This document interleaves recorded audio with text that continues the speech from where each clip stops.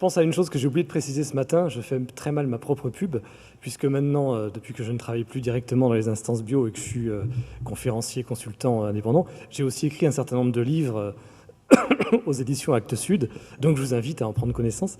Et j'ai aussi un blog qui s'appelle Changeons d'agriculture. Je précise bien avec un D, pas un L, c'est Changeons d'agriculture. Alors je reviens sur la journée. Alors, ce que j'ai trouvé vraiment beaucoup de choses en un temps quand même qui était assez réduit. Il y a quand même énormément de choses qui ont été abordées, je trouve. Et alors, je vais essayer de faire une sorte de synthèse rapide avec quelques réflexions personnelles. D'abord, il me semble qu'il est clair que l'évolution de la restauration collective vers l'agriculture bio n'est pas un luxe, mais est une nécessité. C'est quand même important à formuler parce que la vision bio égale luxe a longtemps prévalu. Et c'est intéressant de faire ces rencontres ici, à Aubervilliers, parce que c'est intéressant justement de pouvoir bien affirmer que ce n'est pas une question de riches, c'est une question de nécessité planétaire, de nécessité collective. Et Gilles Bilin a bien montré que ça marche à l'échelle nationale. Il a évoqué, mais passé rapidement, enfin pas passé les diapos, que ça marche à l'échelle planétaire. J'ai écrit un livre qui traite du sujet, donc je peux vous garantir, je ne vais pas vous l'expliquer, mais que ça marche à l'échelle planétaire, il n'y a pas de problème. On nourrit sans problème 12 milliards d'humains avec l'agriculture biologique, à condition de manger moins de viande, etc., et de moins gaspiller. Donc on retrouve toujours les mêmes problématiques. Juste une remarque qui a été très rapidement évoquée, c'est que la raison pour laquelle une des raisons pour lesquelles c'est une nécessité et pas un luxe, c'est que l'agriculture conventionnelle, elle a un rendement énergétique catastrophique. J'ai commencé ce matin en évoquant cet aspect transfert d'énergie. Aujourd'hui, en Amérique du Nord, on consomme 8 fois plus d'énergie fossile qu'on ne produit d'énergie assimilable par l'homme, par l'agriculture. Autrement dit, c'est devenu beaucoup moins performant que la chasse et la cueillette. Or, on ne nourrira pas l'humanité actuelle avec que la chasse et la cueillette, c'est plus possible, on est trop nombreux maintenant. Donc, il y a vraiment un problème très important, et de ce point de vue-là, l'agriculture biologique a un rendement énergétique considérablement plus performant que celui de l'agriculture conventionnelle, et c'est fondamental. Autre aspect qui est abordé très largement aujourd'hui, la question de manger moins de viande. Et là encore, ce n'est pas une lubie, c'est aussi une nécessité, ça a été évoqué. Si on veut pouvoir gérer l'ensemble des surfaces de façon intelligente, si on veut éviter de gaspiller des surfaces céréalières pour nourrir des animaux, il va bien falloir manger moins de viande de toute façon, sans compter évidemment toutes les questions éthiques vis-à-vis en termes de relations aux animaux et de la considération des animaux. Je précise juste une chose, c'est que quand on nous dit, par exemple, j'ai vu tout à l'heure la diapo parlant de 7 kg de céréales pour faire 1 kg de viande, vous imaginez bien qu'une brebis ou une vache qui passe toute sa vie à l'herbe ne consomme pas 7 kg de céréales pour faire 1 kg de viande. Donc il faut bien comprendre que ces chiffres-là sont des chiffres pour l'agriculture industrielle, pour l'agriculture qui est nourrie par du soja importé du Brésil, etc. Si on parle d'un élevage à l'herbe, ces chiffres-là sont faux. Il faut bien avoir ça en tête. Il s'agit bien de contester l'élevage industriel, mais ne mélangeons pas tous les chiffres. Et il faut donc d'autres élevages qui produiront moins de produits animaux, donc il faut de toute façon en consommer moins. Et ces différents éléments, en termes de cause générale, je les regrouperai aussi dans ce qui vient d'être dit sur l'éducation au développement durable. Tout ça, ça s'inscrit dans une éducation aussi plus globale des enfants à un autre rapport au vivant, un autre rapport au climat, etc. Donc tous ces enjeux-là, je pense qu'ils sont clairement reconnus comme importants. Alors maintenant, comment est-ce qu'on fait évoluer tout ça? Alors j'ai noté au fil de la journée un certain nombre d'éléments, rapidement, je vous rassure. D'abord, il y en a un, c'est de se donner du temps. Se donner du temps dans la mise en œuvre, mais donc commencer vite. Se donner du temps aussi dans les temps de repas, ça vient d'être dit, et c'est vrai que c'est important, prendre le temps de manger. C'est un premier élément. Ensuite, il y a un élément qui est se donner des objectifs pour structurer. Et ça, c'est toute la question qui a été abordée à propos des pourcentages, à propos des lois. À un moment donné, on est obligé d'avoir des objectifs quantifiables pour pouvoir avancer et pour pouvoir vérifier qu'on avance, etc. Et puis notamment aussi dépasser le greenwashing, qu'on ne soit pas juste sur du saupoudrage secondaire, mais qu'on passe bien à un changement d'échelle. Ensuite, il y a un autre élément, un troisième point du comment, c'est financer mais financer en assurant l'accès à tous et à toutes. Alors, grand débat, l'accès à tous et à toutes, est-ce que ça doit être gratuit ou pas gratuit? Je ne me risquerai pas à entrer dans ce débat, mais ce qui est certain, c'est qu'il y a un vrai enjeu sur le fait d'assurer l'accès de la restauration collective, notamment la restauration scolaire, à tout le monde, et ce qui n'est pas forcément toujours encore le cas aujourd'hui. Et qu'il faut donc à la fois assurer cet accès à tous et à toutes, tout en finançant, c'est-à-dire assurer un service public tout en arrivant à le financer. Et il me semble que sur cet objectif-là, la question de la bio et la question de moins de viande se rejoignent, puisque ça a été dit, moins de viande, c'est moins cher, et on va rééquilibrer le coût global des repas en ayant moins de viande. Il y a la question du gaspillage, qui a été aussi bien abordée. Réduire le gaspillage, c'est aussi faire des économies. C'est encore mieux si derrière on valorise les excédents, comme aujourd'hui avec les Restos du Cœur. Et puis, il faut arriver aussi, notamment vis-à-vis des élus qui vont financer, à rendre visibles les économies. Quelqu'un évoquait le coût des soins médicaux en EHPAD, des soins induits par une mauvaise alimentation qui vont être supérieurs à ce qu'on aurait dépensé si on avait mangé mieux. Quelqu'un a évoqué la question de l'eau. Je pense qu'il est très important. Moi, j'ai été amené à travailler avec des collectivités locales sur la question de l'eau. Il y a vraiment un lien très fort à faire entre la protection de l'eau et la restauration collective. La ville de Munich, par exemple, vous connaissez peut-être cet exemple, a très bien relié les deux.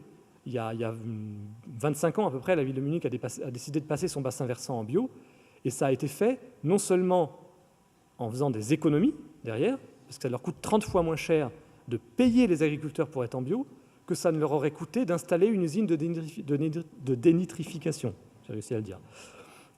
Mais en plus, ils ont relié ça à la restauration collective. L'essentiel de l'agriculture du bassin versant de Munich est utilisé dans les cantines scolaires de Munich. Donc, je crois que là, en termes d'économie, les économies qu'on fait d'un côté peuvent être réinjectées dans la restauration collective. Et ça rend plus visible l'intérêt pour les pouvoirs publics d'agir dans ce sens. Bon, c'est un certain nombre de choses à balayer. Il y aurait beaucoup de choses à creuser sur le financement. Ça n'a pas été l'objet central aujourd'hui, donc je ne vais pas aller plus loin. Quatrième point, impliquer les parents d'élèves. Moi, ce que j'entends sur la question des fiches techniques, c'est surtout une question, me semble-t-il, de lien, de dialogue. Je ne pense pas que les parents aient forcément besoin de connaître tous les process de la cuisine. En revanche, ils expriment par cette demande un besoin de dialogue, de comprendre ce qu'il y a derrière, et je pense que leur demande serait réajustée si vous pouviez leur expliquer ce qu'il y a derrière et qu'est-ce qui a de la valeur et qu'est-ce qui n'en a pas, qu'est-ce qui est anecdotique et qu'est-ce qui a vraiment de la valeur. Donc il y a, à mon avis, une vraie question de comment créer un dialogue autour de cette question-là, en la dépassant finalement. Mais avec les parents d'élèves, me semble-t-il, il y a une autre question qui a été à peine ébauchée, c'est que les parents d'élèves qui s'expriment, c'est souvent les parents d'élèves qui ont un certain niveau d'éducation et un certain niveau social. Vis-à-vis des parents d'élèves de milieux plus populaires, plus pauvres, la question a plutôt été évoquée sous l'angle comment est-ce qu'on les éduque eux aussi à faire changer leur alimentation à la maison. Donc là, c'est dans l'autre sens qu'il faudrait créer le lien. Ce n'est pas eux qui viennent vous chercher, ça serait plutôt à vous d'aller les chercher. Je n'ai pas de solution miracle, hein, mais je dis simplement qu'il ne faut pas oublier que dans les parents d'élèves, il y a plusieurs publics. Ensuite, il y a impliqué les enfants. Ça a été dit plusieurs fois sous plusieurs formes. Il y a la question de l'éducation au goût, je ne vais pas revenir, mais derrière, ça a encore été évoqué tout à l'heure, ça avait été évoqué ce matin, il y a la question de comprendre les différences, pour comprendre pourquoi les tomates ne sont pas la même forme, comprendre la saisonnalité, etc. Donc dans l'éducation au goût, il y a toute une dimension aussi de comprendre, et qui, me semble-t-il, relève aussi de l'éducation, de l'animation scolaire. Ce n'est pas seulement l'animation dans le temps du repas, c'est aussi une animation qui peut relever du temps scolaire classique. Il faudrait essayer de chercher à faire des liens entre ce temps du repas qui évolue vers la bio et vers moins de viande, avec le temps scolaire classique d'éducation globale, à un certain nombre de questionnements. Donc il y a des animations scolaires qui sont certainement à développer, et je ne sais pas si ça a été dit, mais je n'ai pas entendu l'importance des animations avec les agriculteurs. Ça a été un petit peu évoqué à un moment, mais les animations avec les agriculteurs, ça devrait être l'occasion aussi de faire venir des agriculteurs, si possible d'aller chez les agriculteurs. Je sais que c'est pour des raisons réglementaires assez compliquées aujourd'hui, mais ça serait intéressant. Dans impliquer, il y a aussi impliquer les cuisiniers. Bon, ça a été pas mal développé, avec la question des allers-retours entre cuisiniers et acteurs et décideurs, entre cuisiniers et enfants, parents d'élèves, consommateurs, entre cuisiniers et agriculteurs, je rajouterais, là encore, il ne faut pas les oublier, et la nécessité d'avoir des échanges, des allers-retours sur les informations et les besoins, et avec l'importance de la maîtrise des outils. J'ai entendu ça tout à l'heure, et ça me paraît vraiment très important, c'est une chose que j'ai rencontrée dans l'agriculture. Les agriculteurs qui passent en bio redeviennent maîtres de leur outil de production, permettre aux cuisiniers de redevenir maîtres de leurs outils de transformation, c'est également, à mon avis, un aspect extrêmement important. Et puis, le dernier point, c'est, pour décliner le comment, ça va être accompagner, alors j'ai déjà finalement un peu ébauché juste à l'instant, à propos des cuisiniers, accompagner, ça veut dire notamment être conscient des contraintes auxquelles vous êtes soumis en tant que syndicat de restauration collective et pouvoir les réadapter. Et les réadapter, y compris chez les paysans, hein, j'ai entendu tout à l'heure la difficulté de bien se mettre d'accord sur les questions de température, de conditionnement, etc. Donc arriver à transformer progressivement les contraintes en faisant avec, parce que vous êtes soumis effectivement à des lois et c'est assez compliqué à gérer. Un autre aspect dans l'accompagnement, c'est, j'aime bien la formule, bidouiller avec les règles des marchés publics, avec les règles auxquelles vous êtes confrontés en matière d'approvisionnement. Il faut bidouiller avec ça, effectivement, rester dans la légalité, mais jouer avec tout ce qui est possible. Et il me semble que, de ce point de vue-là, il y a un certain nombre d'outils, d'ailleurs, qui existent au niveau national. Ça fait une dizaine d'années que je ne travaille plus avec la FNAB, mais me semble-t-il, la FNAB a élaboré des outils d'accompagnement des collectivités pour trouver les manières d'écrire des appels d'offres, etc., pour pouvoir rentrer dans les clous, rester dans les clous, tout en obtenant des marchés bio et locaux, pour contourner, pas contourner, faire avec les règles, mais de façon intelligente. Donc pour le bidouillage, il y a des aides qui existent. Dans l'accompagnement, il y a aussi la question des synergies territoriales. Il y aurait beaucoup à dire, je passe rapidement, simplement que les synergies, elles sont entre les différents acteurs. Elles posent aussi la question de l'échelle qui a été posée. Il me semble aussi que la question de l'échelle, elle est toujours relative. Elle est variable selon les produits, selon les régions. Il ne faut pas se faire un dogme d'une question de distance. La proximité, c'est toujours relatif.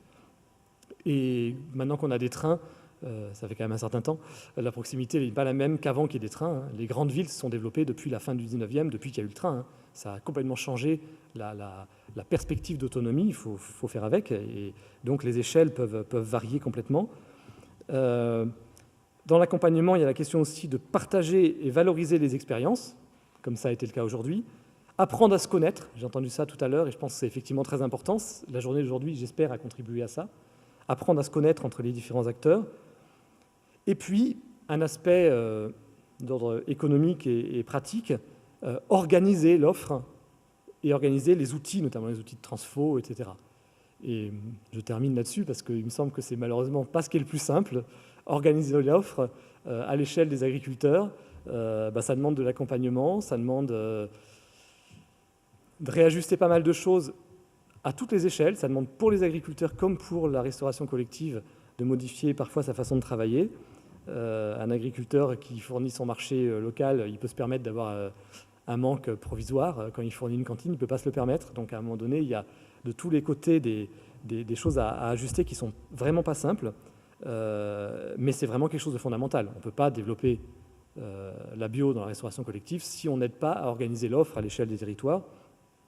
Ce qui m'amène à ce qui me semble un fil rouge de toute la journée qui a été plus ou moins exprimé selon les moments, c'est que tout ça, ça nécessite quand même, outre la bonne volonté de vos structures, outre la volonté des paysans de s'engager dans le changement, ça nécessite un portage politique. Ça nécessite une implication des élus, et ça nécessite non seulement un portage politique, mais un portage politique stable. Il ne s'agit pas que les règles changent tous les 3 ans, aussi bien pour les agriculteurs que pour vous. Il y a besoin d'une visibilité à moyen et long terme. Donc il faut arriver à mobiliser les élus Alors là, je n'ai pas de baguette magique, mais je pense que c'est une préoccupation qui nous traverse tous. Voilà. Je ne suis pas sûr d'avoir fait la synthèse de tout ce qui a été dit, mais ça me paraît dresser un bilan qui est assez cohérent. Mais en tout cas, j'ai l'impression qu'il y a des choses assez claires qui ressortent de la journée. Et personnellement, j'ai pris beaucoup de plaisir à vous écouter les uns et les autres. Donc, on refait ça quand vous voulez.